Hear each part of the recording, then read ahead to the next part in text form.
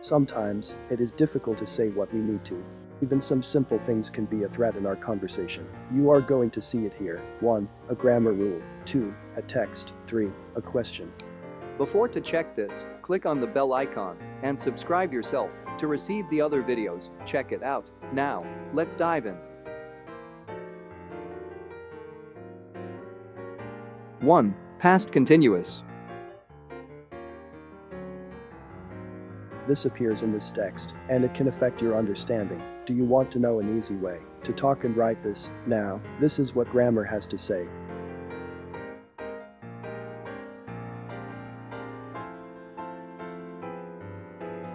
One, we use the past simple to talk about actions and states which we see as completed in the past.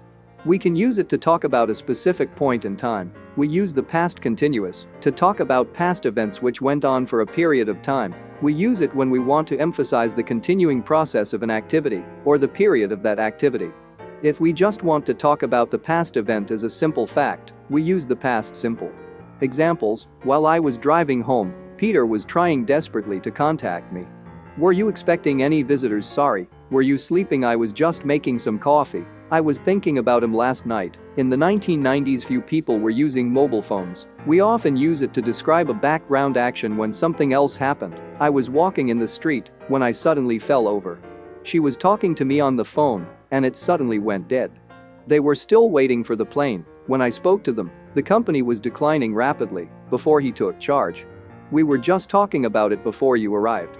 I was making a presentation in front of 500 people when the microphone stopped working. Now, check the text ahead and improve your pronunciation. American President Joe Biden is making childcare and education a major concern of his administration.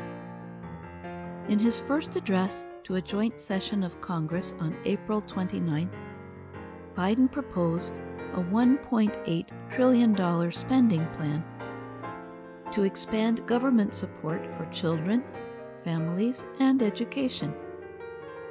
The plan, called American Families Plan, includes $200 billion for free preschool for 3- and 4-year-olds. The president said, "Research shows when a young child goes to school, not daycare, they are far more likely to graduate from high school and go to college or something after high school." He added, "No matter what background they come from, it puts them in the position to be able to compete all the way through 12 years. Preschool, also known as pre-kindergarten or pre-K, is a program to help children with the beginning steps of learning and socializing.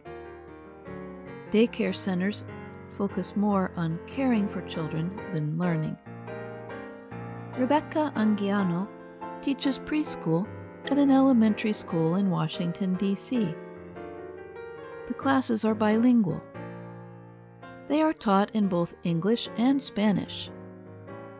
She said students who attend 2 years of preschool have done better than those who have not. Anguiano said, "If they miss those 2 years, it's kind of catch me up for them." I definitely feel that starting early, especially at a bilingual school, is key for a lot of success. The National Institute for Early Education Research says, at this time, only 4 American states and Washington, D.C. spend enough money to support preschool programs. The nation's capital spends the most money per preschool student. It also has the highest percentage of students in pre-K classes. 79% of 3- and 4-year-olds attend preschool in Washington, D.C. And nationwide, just 20% attend. Washington is one of the most expensive cities to raise a child. A 2018 study says childcare in the city can cost up to $2,000 per month for each child. In some places, parents choose to stay home with their children instead of having a job and paying for care. In 2018, research from the Center for American Progress showed that about 10% more mothers entered the workforce after the city started its preschool program. Student test scores have also gone up since the change. That year, Washington schools were among the few across the nation to see an increase in math and reading scores. Josh Axelrod has 2 children attending preschool in Washington, D.C. He said the program is a huge benefit to living in the city. Our experience has been great, he added. Washington's preschool program is not without its problems, however. Many elementary schools in the city do not offer preschool, and some programs are better than others. There is also a very high demand for some preschool spots, which means that some children will not be placed into their neighborhood school. Others are not placed at all. Biden's proposal comes at a time when preschool attendance has fallen by 25% in the past year, largely due to the pandemic. The administration says free preschool nationwide could save the average American family $13,000 and benefit 5 million children. And it proposes to pay for the plan by raising taxes on wealthy Americans. Republican opponents to the idea say it costs too much and that families will be making childcare decisions based on what the government wants. For the plan to pass, the president will need Republican support in an evenly divided Senate. Senator Josh Hawley is a Republican from the state of Missouri. He shared his opposition in an opinion piece on Fox Business. No family should be forced into a particular childcare arrangement by the government, and no parent should be treated worse by the tax code for choosing to do the work of raising kids at home, he wrote. Anguiano, the Washington, D.C. preschool teacher, sees universal preschool as a way to improve education equity. Many families from poorer areas cannot pay for private preschool, she said, keeping children away from school and parents away from working. I think expanding this nationwide, you will most definitely see not just an educational benefit for kids, but an economic benefit for families, Anguiano said. I'm Jill Robbins.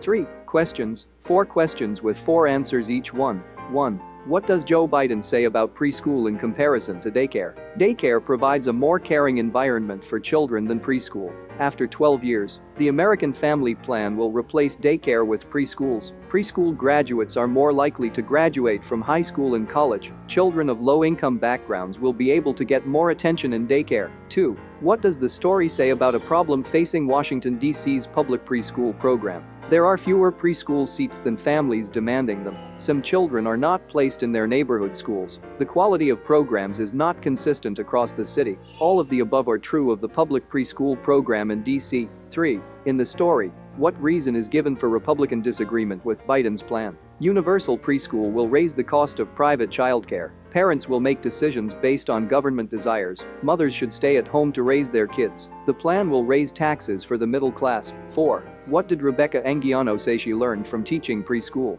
Students that attend 2 years of preschool do better in a bilingual school than those who don't. Attending daycare gives children the same benefits as preschool. At a bilingual school, children catch up. Even if they got a later start, families who are bilingual in their homes help children do better in her school.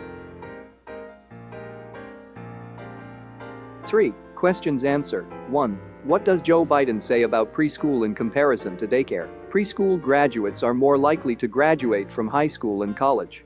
2. What does the story say about a problem facing Washington, D.C.'s public preschool program? All of the above are true of the public preschool program in D.C. 3. In the story, what reason is given for Republican disagreement with Biden's plan?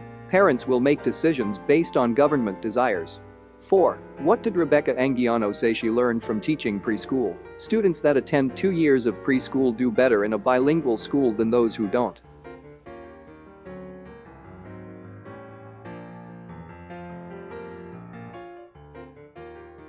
Now, take this question.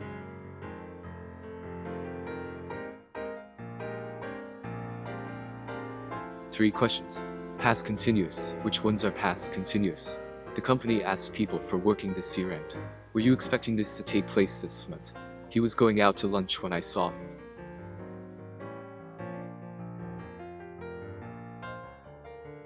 Which one do you believe is right, and why?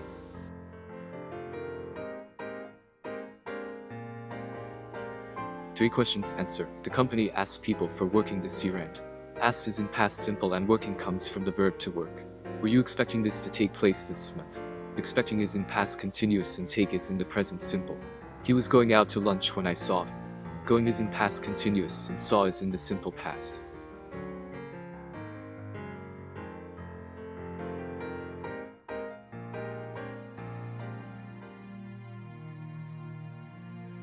Which one do you believe is right, and why? Tell us in the comments. Pretty soon, you will see what we have to say. Leave your comments about this video. This way we could know what you like, and what we can do better to help you. I'll see you at the next one. Bye for now.